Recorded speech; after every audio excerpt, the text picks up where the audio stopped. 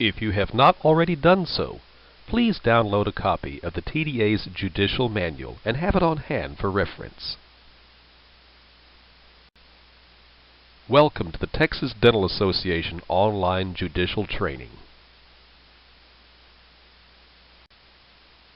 The Judicial Manual and its procedures are based on these documents. They are listed here in their hierarchy of authority. That is to say that, for example, the ADA bylaws trump the TDA bylaws when conflicts are presented. Therefore, it is important to review your manual for more details. If you at any time have questions about this manual, or any case you may be presented, you can contact Debbie Rogers at the TDA. Her contact information is also located in the Judicial Manual.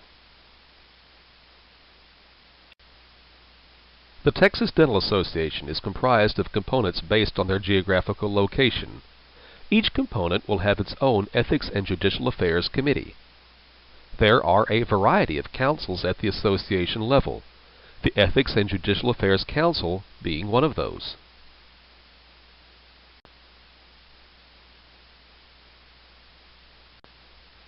The size of each local committee is based on the population of that society and the caseload presented.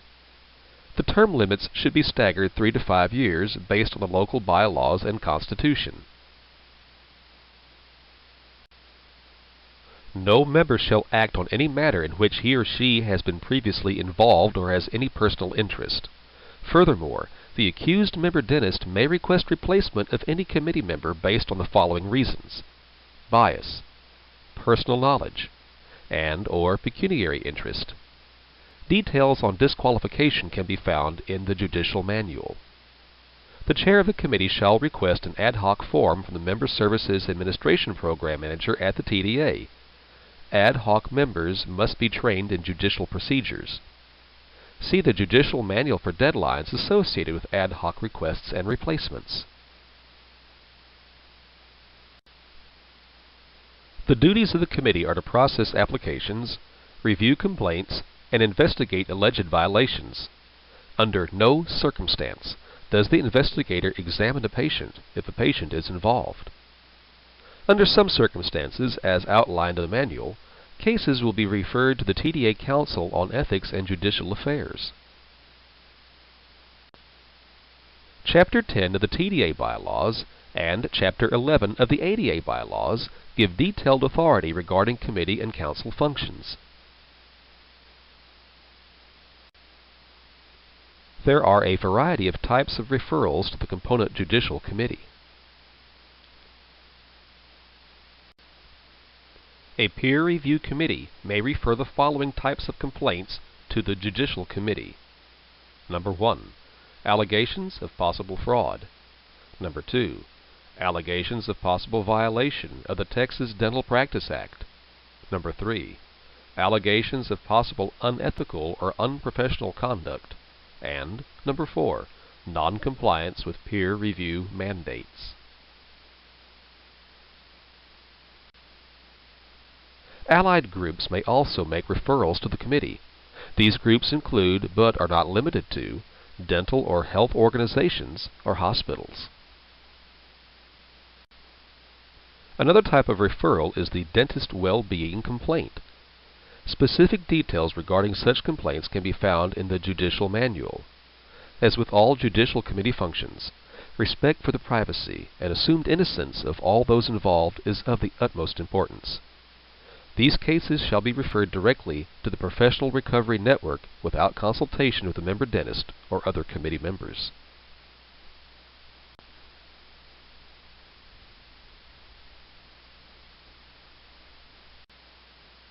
All complaints to the component Judicial Committee must be made in writing. Anonymous complaints are discouraged. Non-TDA member complaints shall not be considered. Disciplinary hearings should only be heard at the state level. If a local component chooses to hold a hearing, it will be without the indemnification of the TDA liability insurance. It is important that confidentiality be maintained throughout the investigative process. Information regarding allegations in potential hearings should not be discussed with or disseminated to component society members. Investigative information should be confined to the scope of the Component Judicial Committee members and the Component Society's Board of Directors. Investigations should be conducted to protect the rights of the accused member dentist involved. Upon receipt of a complaint to the Component Judicial Committee, a case number is immediately assigned with a component number first, followed by the year, and the consecutive numbering of the complaints received by that component. For example, complaints received by the Dallas County Dental Society for the year 2016 would be numbered 5-2016-1, 5-2016-2, 5-2016-3, and so forth. Upon receipt of a written complaint, the date and source of the allegations are recorded and the case number is assigned. All information obtained during the course of the investigation, including telephone conversations and discussions, shall be documented and verified. Specifically, documentation should include the author of the note or memorandum, the date of the conversation, discussion, or investigation, and any action, decision, or results of the conversation, discussion, or investigation. Date stamp any information received by mail and note the source of the material. Documentation of a Component Judicial Committee meeting should be very detailed. Those specifics can be found in the Judicial Manual. Component Judicial Committee meeting procedures. The committee may decide to, number 1, confer as a team, number 2, send one committee member to meet with the accused member at an informal meeting, or, number 3, ask one committee member to confer with the accused member by telephone. The meeting, conference, and/or telephone calls must be documented in writing. The investigation can be divided into two types: the Component Society investigation and the investigations by the Council. The Component Judicial Committee should always try to resolve the complaint at the local level. If local counseling is unsuccessful, then the Component Judicial Committee may decide to either drop the complaint or refer it to the Council for additional review and action. See the Judicial Manual for the Council referral form. The possible decisions by the Component Committee include, number 1, no violation found, or, number 2, a violation or violations have been found. Regardless of the outcome of any complaint before it, the Component Judicial Committee Chair must complete the appropriate forms. The forms and instructions can be found in the Judicial Manual. The Council must be informed of the disposition of any cases that have been investigated by the Component Judicial Committee. The following items must be included in every referral from the Judicial Committee to the Judicial Council. Number 1, a completed and signed Council referral form. Number 2, a completed and signed Judicial Complaint Reporting form. Number 3, documentation of all meetings and/or conversations held at the component level. Number 4, copies of the original correspondence and written complaint.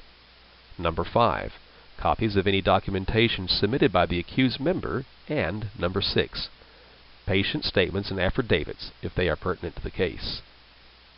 Number 7, complaints concerning advertising must also include copies of the current advertisements and promotional materials that are under review. The component should keep copies of all correspondence and other information it sends to the Council. Component Committee members and staff are mandated to attend a TDA Judicial training session before they are eligible to handle cases. Chairs and staff must have attended a training session within the last 4 years. Committee members may have attended a training session within the last 8 years. Failure to follow proper judicial procedure may invalidate liability coverage under the TDA insurance policy. Now we shall proceed to the Judicial Council procedures. Council procedures can be very similar to committee procedures. Those differences can be found in the Judicial Manual. The Council may decide to recommend that additional action be taken by the Component Judicial Committee, hold an informal conference with the accused member, or refer the complaint to the Texas State Board of Dental Examiners. When communicating with an accused member, the Council encourages component societies to avoid statements such as, "The Council says this is wrong."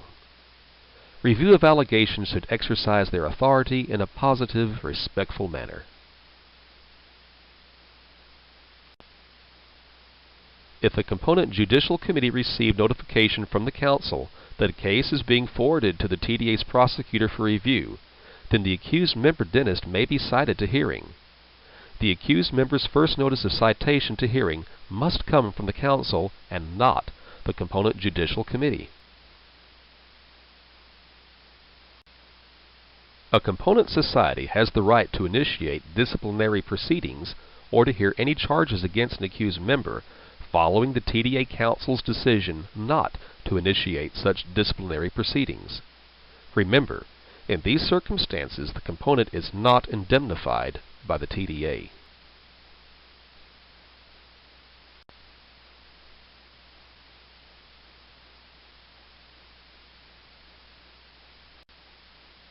A dentist who has allowed his or her membership to lapse will be required to submit to the component judicial committee a signed copy of the membership reactivation form.